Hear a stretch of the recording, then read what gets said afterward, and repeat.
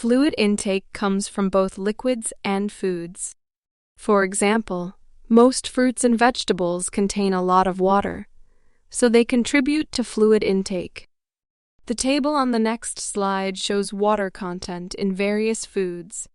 This table shows the water content in foods. The average fluid intake in adults per day is 1.5 liters of fluids, with additional 700 ml of water gained from solid foods.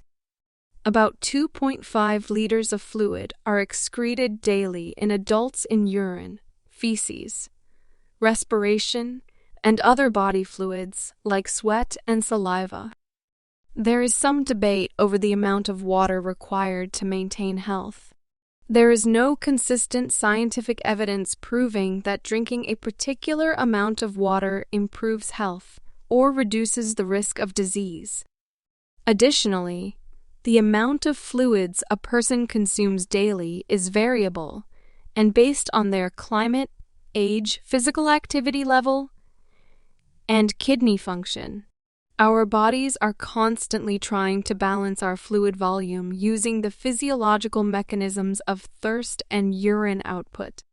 The thirst center is contained within the hypothalamus, a portion of the brain that lies just above the brainstem.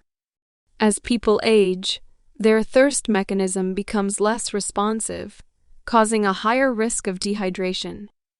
Thirst occurs in the following sequence of physiological events.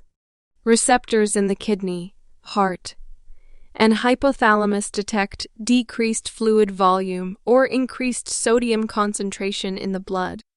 Hormonal and neural messages are relayed to the brain's thirst center in the hypothalamus. The hypothalamus sends neural signals stimulating the conscious thought to drink. Fluids are consumed. Receptors in the mouth and stomach detect mechanical movements involved with fluid ingestion.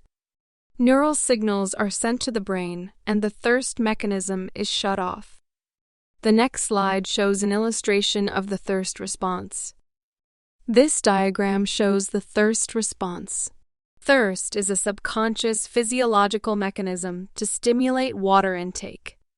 However, actual fluid intake is controlled by conscious eating and drinking habits that are influenced by cognitive, social, and cultural factors. For example, some individuals have a habit of drinking a glass of orange juice, coffee, or milk every morning before going to school or work. Conversely, older adults often have decreased fluid intake due to physical or cognitive challenges in obtaining or drinking fluids. For this reason, older adults often require assistance to maintain a healthy intake of fluids. Due to the decreased thirst response in older adults, it is important to prevent dehydration by encouraging fluid intake, even when they don't feel thirsty. Dehydration can lead to confusion, falls, and bladder infections.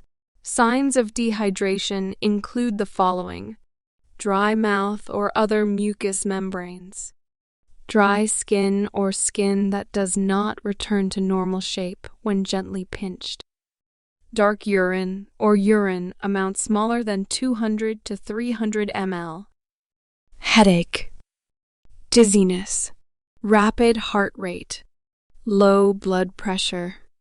If signs or symptoms of dehydration are noted, these concerns should be reported to the supervising nurse, and fluid intake should be encouraged as tolerated.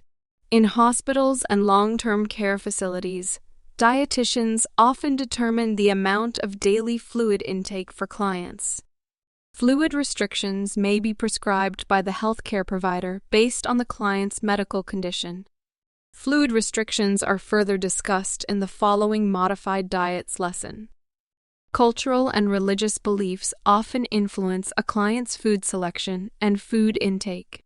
Dietitians and nurses assess a client's cultural and religious preferences on admission to a facility, but NAs should continually ask clients about their food and fluid preferences. A particular diet should never be assumed based on a client's stated culture or religion. Cultural beliefs may affect the types of food eaten, as well as when they are eaten. Some foods may be restricted due to cultural beliefs or religious rituals, whereas other foods may be viewed as part of the healing process.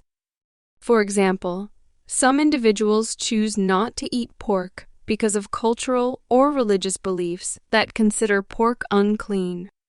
Other individuals choose to eat kosher food because its method of preparation fits with their religious guidelines. Additionally, some individuals avoid eating during certain times. For example, some clients' religious beliefs encourage fasting on religious holidays from sunrise to sunset, whereas other individuals avoid eating meat during their religious season of Lent.